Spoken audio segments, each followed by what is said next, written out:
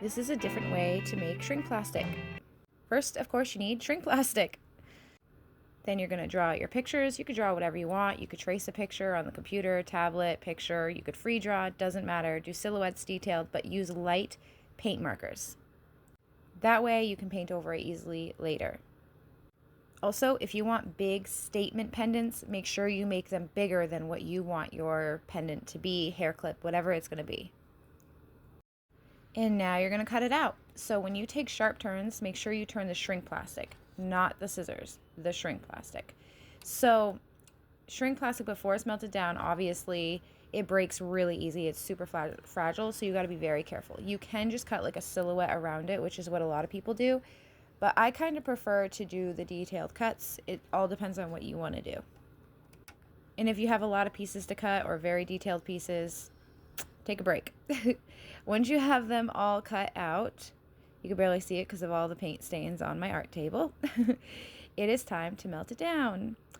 And you always want to have a flat ruler or something like that you can flatten it down with or hold it down later. And I'm using the wrong side, but I'll flip it in a second.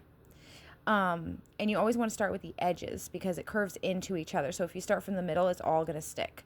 And I prefer to use a heat gun. You can bake it, put a piece of parchment paper over it to try and avoid it from folding. But I like the heat gun because I have way more control. So you would follow your instructions of your shrink plastic if you're baking it. But anyways, you just go around it. It's going to curve, it's going to warp, it's going to look weird, and you just kind of got to trust the process. And as you see, I put the ruler right there to prevent it from sticking together. And I turn it. I do just a little bit on each side. I don't do too much until I'm completely around. Again, with smaller pendants, it's going to be super easy. It's just going to go shrink right down in like seconds. But with bigger pendants, it obviously takes a few minutes to do. It takes longer because it's bigger. It's more apt to stick. So you have to be more careful and have complete control over it. And so, yeah, you're just going around. I'm going to speed this up.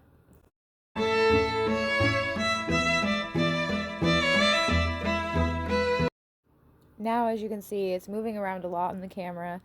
That's because it has to move around. I have a plastic table, so I move it around. Plus, it's going to move on its own anyway as you're blowing on it. And you can see how warped and messed up it's looking. That's the part where you're like, oh my God, I'm doing something wrong. But you're not doing anything wrong. It's going to come back into camera in just a second. So it's going to just look totally discouraging, but don't be discouraged. Like, that's part of the process. See, just look how stupid it looks right now. I just get so frustrated because I thought I was doing something wrong. Okay, now we're getting somewhere. We're getting closer to being finished with this. I'm going to speed it up so you can see the process. Because again, you just keep going around and melting it down.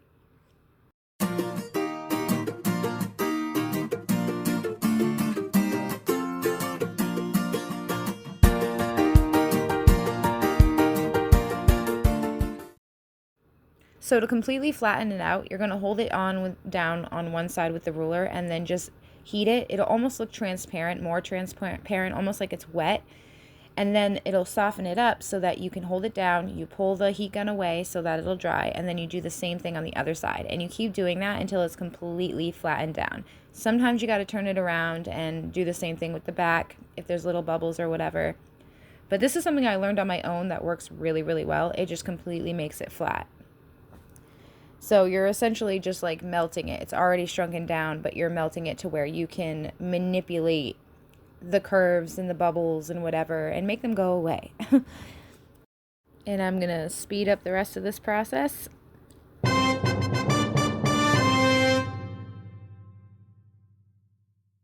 And there you have it. It's flat. It's shiny on the back. And it's thick. It's all shrunken down. It's sturdy.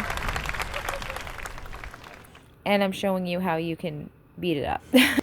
These are a whole bunch of other pieces that I did that day. Again, I'm showing you how you can beat them up and how durable they are. And now the fun part, that you get to do whatever you want to do. There's no wrong way. Use acrylic paint. That is the best way. But as for whether you color over all of it or in between the lines with the details or whatever, you could do it however you want. I like to use paint markers and acrylic paint. Crayons and all that stuff is not going to work. And it doesn't have to be Posca markers. It could be whatever cheap frickin' brand that you want to use, which is awesome because Posca markers are super expensive. So let's paint them.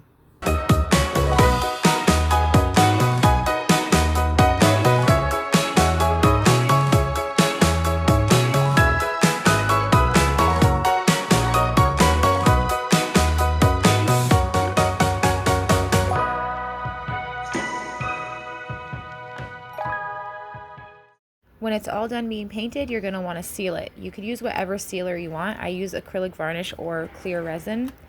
You can use Mod Podge, but if you want it to last long, I wouldn't suggest using Mod Podge unless it's all you have in a pinch. And then you could hook it up to earring hooks, necklaces, chains, hair clips, phone grips, whatever you want. I like doing it this way because the traditional method of doing shrink plastic by painting before, I feel, washes out all the colors. You need really expensive paint markers like Posca brands, and this is just like, I feel like so much more better of a way to do it because the colors are vibrant and you have more of a variety of tools that you can use and things you can use. If you want to know how to make them into earrings or hook hooks up or what clip bases to use or whatever, follow me because I have plenty of tutorials coming and plenty already on there on how to do all those things. And this one's one of my favorite, the little alien coming out of the Care Bear. He's so cute. Thank you for watching.